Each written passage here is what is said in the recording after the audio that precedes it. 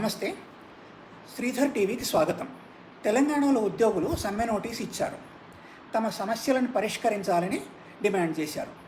తెలంగాణ ముఖ్యమంత్రి మా దగ్గర డబ్బులు లేవు, అసలు అప్పులు కూడా పుట్టట్లేదు ఇద్దామంటే అని చెప్తున్నారు. అప్పులు కూడా పుట్టట్లేదు అంటే అప్పులు పుట్టినట్టయితే డబ్బులు ఉన్నట్టయితే ఇవ్వాల్సిందే అని ఆయన అంగీకరించినట్టే. అట్లాగే విపక్షాలు రెచ్చగొడుతున్నాయి ఉద్యోగులనని కూడా ఇంకో మాట అన్నారు. విపక్షాలు చేయాల్సిన పని ఏమిటి? వాళ్లకు దొరికిన అవకాశాలను వాళ్ళు అందిపుచ్చుకొని ప్రభుత్వం పైన యుద్ధం చేస్తారు కదా. అంటే ప్రభుత్వం కూడా అట్లాగే మాట్లాడుతుంది. అయితే ఇది తెలంగాణకు మాత్రమే సంబంధించిన సమస్య కాదు, ఉద్యోగుల సమస్య. ఆంధ్రప్రదేశ్ అయినా, తెలంగాణ అయినా, కర్ణాటక అయినా, తమిళనాడు అయినా, గుజరాత్ అయినా, యూపీ అయినా ఉద్యోగులు చాలా దయనీయమైన పరిస్థితిలోనే ఉన్నారు.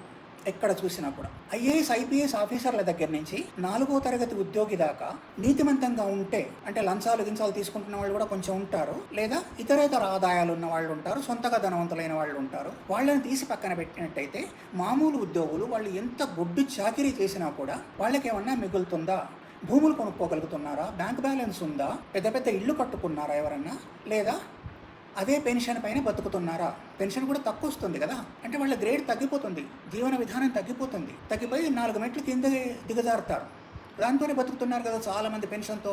పెద్ద పెద్ద బిల్డింగులు కట్టుకొని ధనవంతులైపోయి కార్లు మేడలు ఉండి అట్లా లేరు కదా ఎవరు. ఒక కుటుంబాన్ని తీసుకుంటే ఆ కుటుంబంలో ఎంతమంది ఉంటారు?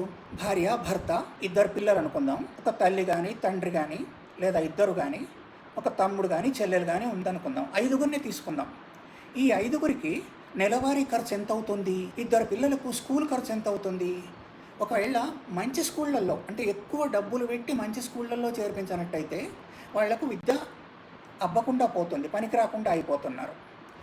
అట్లా చేర్చాలంటే అప్పులు సప్పులు చేసి ఎక్కువ ఫీజులు కట్టాల్సి వస్తుంది. సంవత్సరానికి ఫీజులు విపరీతంగా పెరుగుతున్నాయి. దాని మీద ప్రభుత్వం ఎలాంటి కంట్రోల్ లేదు, ఎలాంటి అజమాయిషీ కూడా లేదు. అట్లా పెరుగుతూ పోతున్నాయి. అదొక మోయలేని బరువుగా పరిణమించింది మధ్యతరగతి వాళ్లకు, కింది తరగతి వాళ్లకు. అది ప్రభుత్వానికి తెలియదా అంటే తెలుసు. రెండో అంశం ధరలు విపరీతంగా పెరుగుతున్నాయి 10 ఏళ్లుగా. పెట్రోల్ ధర చూశాం కదా. అట్లాగే వంట నూనె తీసుకున్నా, బియ్యం ధర తీసుకున్నా, కూరగాయల ధర తీసుకున్నా పెరగడమే కానీ వెనక్కొచ్చిన దాఖలాలు అస్సలు లేవు. వాటిని ఎట్లా భరించగలరు? జీతాలు అట్లా పెరుగుతున్నాయా? చాలామంది మాట్లాడతారు జీతాలు కూడా పెరుగుతున్నాయి కదా అని. జీతాలు అలా పెరుగుతున్నాయా? 4-5 ఏళ్లకు ఒకసారి నిజంగానే కొన్నింటి ధరలు అయితే 2 అవుతున్నాయి. అట్లా 2 అవుతున్నాయా ఉద్యోగుల జీతభత్యాలు? లేదు కదా. ఏదో అప్పుడప్పుడు డిఏ అంటే డియర్నెస్ అలవెన్స్, కరువు భత్యం పేరున ఇంత విధులుస్తున్నారు. ఇంత ధరలు పెంచితే ఇంత కరువు భత్యం ఇస్తారు. విచిత్రంగా కరువు అంటే కొనలేని పరిస్థితి వచ్చినప్పుడు ఇచ్చే సాయం. దానిపైన కూడా కేంద్ర ప్రభుత్వం ఇన్కమ్ ట్యాక్స్ ఇస్తుంది. అదెంతవరకు న్యాయం? అడగరేంటి? ఎట్లా బతుకుతారు? ఉద్యోగం ఉన్నాళ్ళు సరే, ఉద్యోగం పోయిన తర్వాత చాలా తక్కువ వచ్చే పెన్షన్ మీద మనుషులు ఎట్లా బతుకుతున్నారు? ఇలా ధరలు పెరుగుతూ వెళ్తే ఎట్లా? ఆ ధరలు పెంచుతున్నది కూడా సగం వరకు ప్రభుత్వమే. అంటే పెట్రోల్ ధరలు లాంటివి పెంచడం, రాష్ట్రాల్లోనైతే కరెంటు లాంటివి, ట్రాన్స్పోర్టు ఇలాంటివి పెంచడం ప్రభుత్వమే కదా పెంచుతున్నది. తద్వారా మిగతా అన్ని ధరలు పెరిగిపోతాయి. గ్యాస్ ధర మొన్న మధ్య పెంచారు కదా, అట్లా. తర్వాత అవతల పెరుగుతున్న ధరల మీద ఎలాంటి నియంత్రణ లేదు. వైద్యం విషయం వస్తే ఇక చెప్పనలవి కాదు. అరే ఎట్లా బతకగలుగుతారు? కొంచెమన్నా ఆలోచన ఉందా?